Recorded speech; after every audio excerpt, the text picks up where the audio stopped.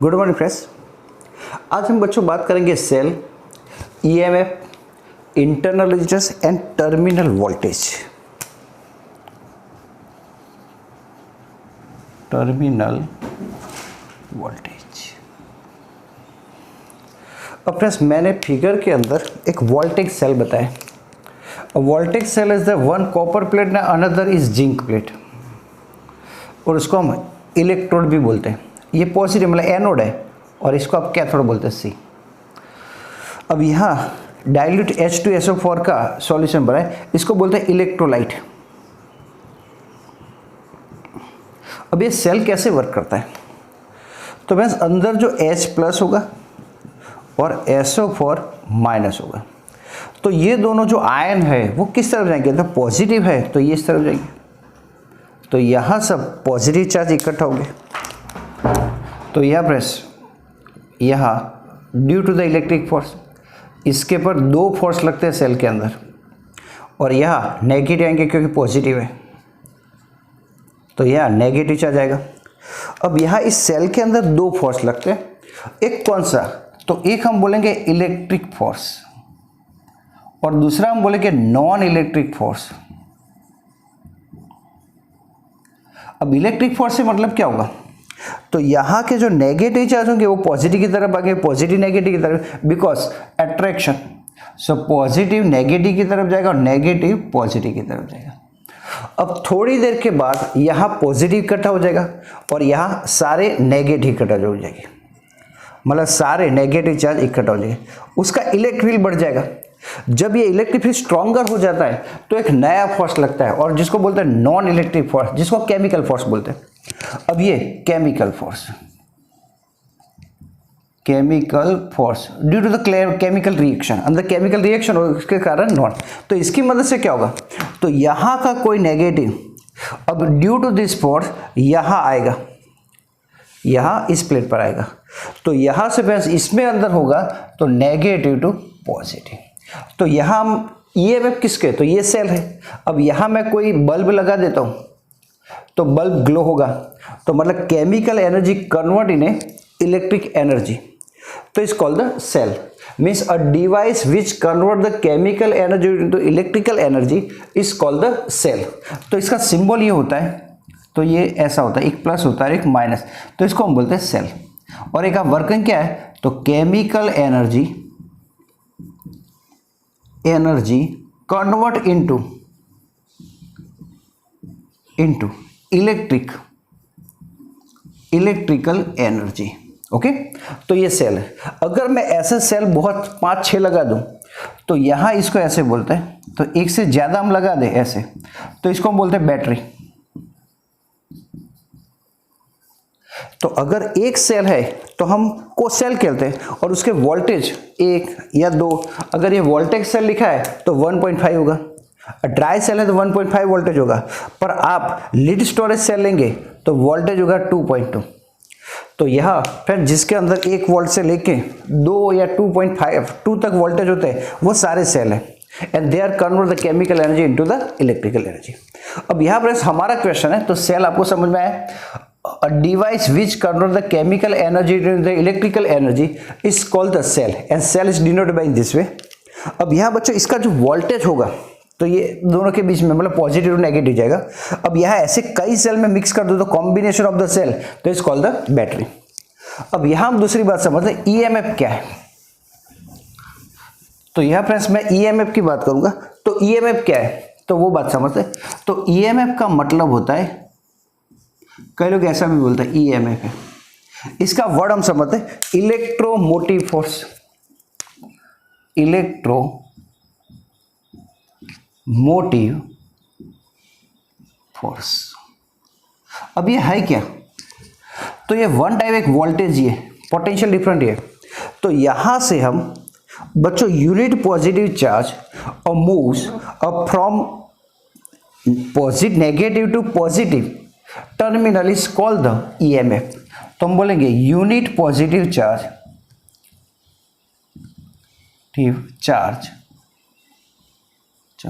Moves from negative terminal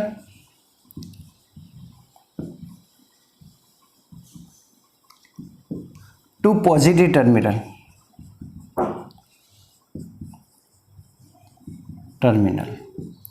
is called due to, क्यों ऐसा होगा, तो due to non electric force. बच्चों नॉन इलेक्ट्रिक फोर्स को हम केमिकल फोर्स भी बोलते हैं। Force is called EMF of cell is denoted by,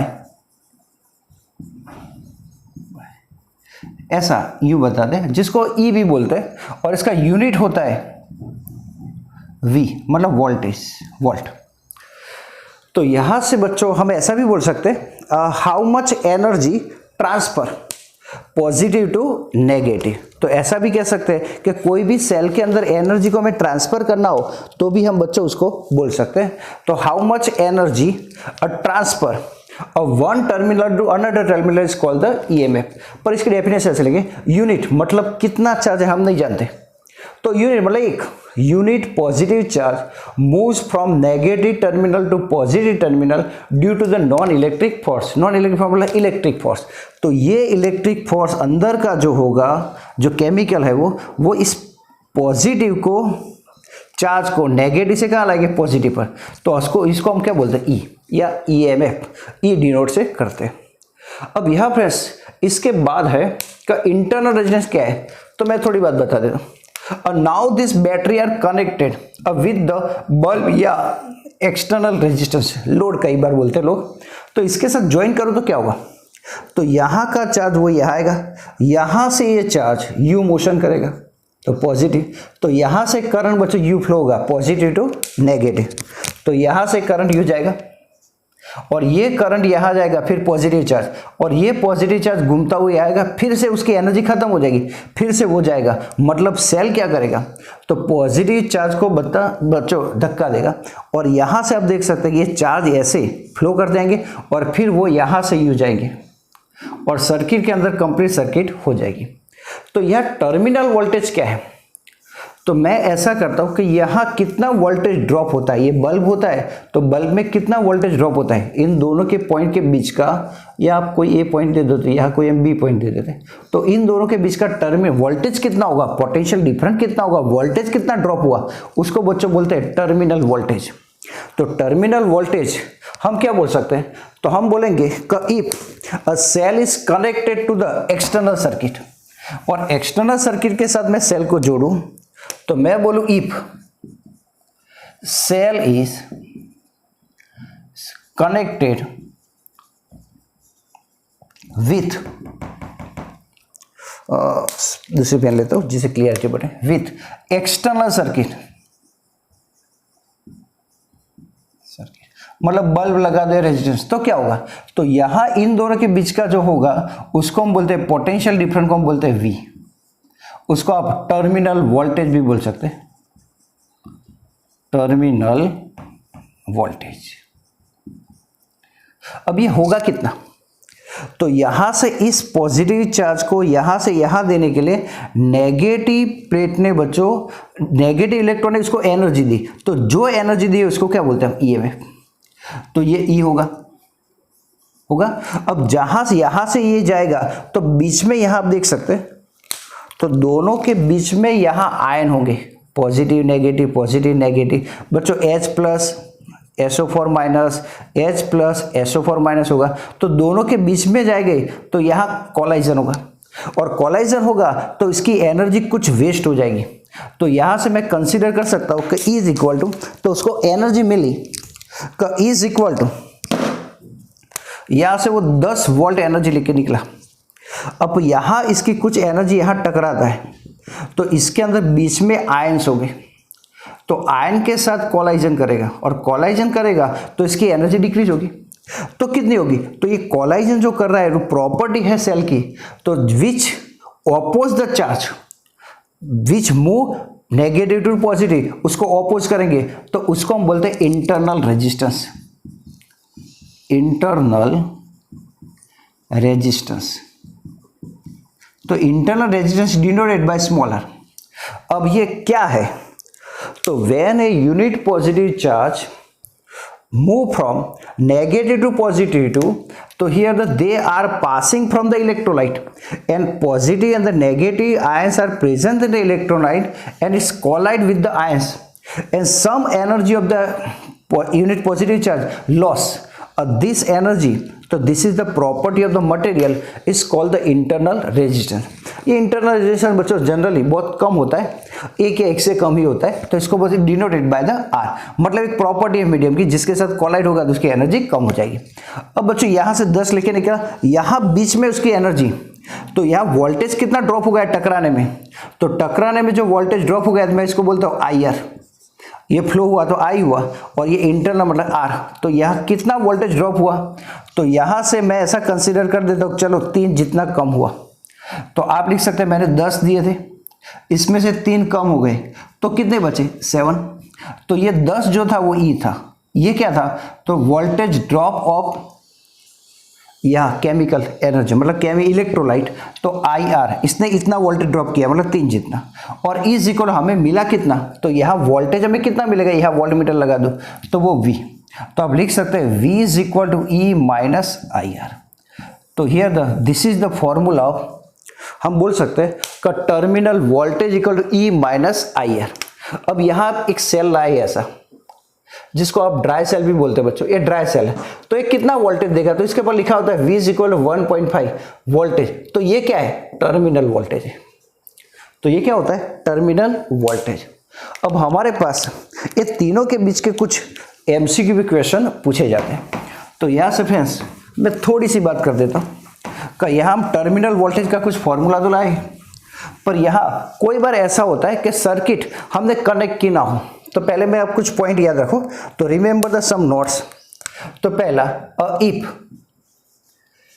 cell is use, अगर सेल यूज हो रहा है तो सेल इज यूज हो रहा है, और सेकंड में बच्चों मैं लिखूंगा if cell is not use, पहले बच्चों नोट लिख लो, नॉट यूज और cell is use, cell use हो रहा है, तो दोनों की हम बात करते हैं।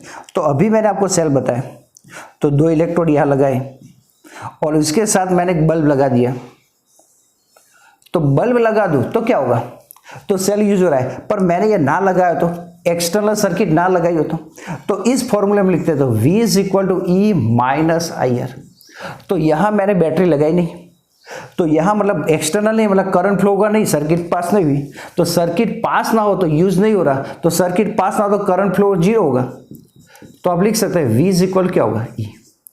अगर वो सर्किट सेल के साथ इट इज नॉट यूज, मतलब हमने कोई एक्सटर्नल सर्किट बल्ब कुछ लगाया नहीं है तो करंट फ्लो नहीं का, तो V इज इक्वल क्या होगा ई।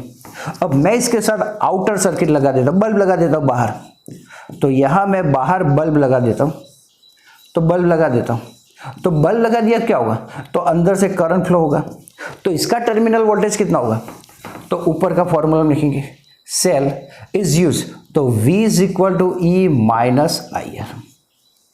अब इसके बाद हम तीसरी बात करते हैं कि अगर सेल यूज होगा तो क्या होगा, तो सेल यूज होगा तो किसकी वैल्यू ज्यादा होगी, तो आप देख सकते हैं कि V जो होगा वो छोटा होगा, पर कई बार हम ऐसा बोलते हैं कि ओपन सर्किट कई बार बोलते हैं, तो यहां बच्चों सेल इज नॉट यूज, तो इसको कई बार हम बोलते हैं ओपन सर्किट, तो ओपन सर्किट में बच्चों करंट 0 होता है, तो V इज इक्वल टू ई होता है। तो यहाँ बच्चों आपको बात समझ में आएगी, कहीं सेल इज यूज तो ये आएगा और V यहाँ छोटा होगा और I बड़ा होगा। अगर बच्चों इफ सेल, हम ऐसा भी कह सकते हैं कि कोई बार ऐसा हो सकता है V ग्रेटर देन ई, तो हो सकता है कि इफ सेल इज चार्ज, अगर सेल चार्ज हो रहा है, चार्ज कर रहे हैं हम, तो उसके लिए हम ऐसा लिखेंगे V is equal to E plus I R, is equal to I R होगा। तो यहाँ बस ये बातें आप याद रखो, तो सिंपल थोड़ी बात है कि अगर सेल यूज हो रहा है तो ऐसा होगा, और यह ओपन सर्किट है तो करंट 0 होगा, तो V इज इक्वल यू होगा। ये कई बार शॉर्ट क्वेश्चन में पूछा है कि if the circuit is open so current through the circuit is, तो सर्किट ओपन मतलब सर्किट के सेल के साथ कुछ लगाया नहीं है, तो V इज इक्वल क्या होगा यू। तो यहाँ पर वही बात हमने बताई है। तो अगर सेल नॉट कनेक्टेड हो या बच्चों ओपन सर्किट हो तो V इज इक्वल टू ई होगा, I जीरो होगा। अगर सेल यूज हो रहा है तो V लेस देन ए, और इफ सेल इज चार्जिंग हो रहा है तो V ग्रेटर देन E, तो V is equal to E plus I R. तो फ्रेंड्स ये सेल के बारे में आपको कुछ बातें समझ में आएगी। बच्चे इसके रिलेटेड कुछ क्वेश्चन एग्जाम के अंदर आते हैं और शॉर्ट फॉर्म के अंदर भी आते हैं, पर यहाँ फ्रेंड्स आज के लिए आप ये फॉर्मूले याद रखना, वो एमसीक्यू के अंदर इंपॉर्टेंट और उसके रिलेटेड क्वेश्चन भी आते हैं कि कई बार आपको ई दिया हो, आर दिया हो, आई दिया हो, और find out the value of the terminal voltage या EMF of the cell. So we can find out using this formula. Thank you very much. Have a good day.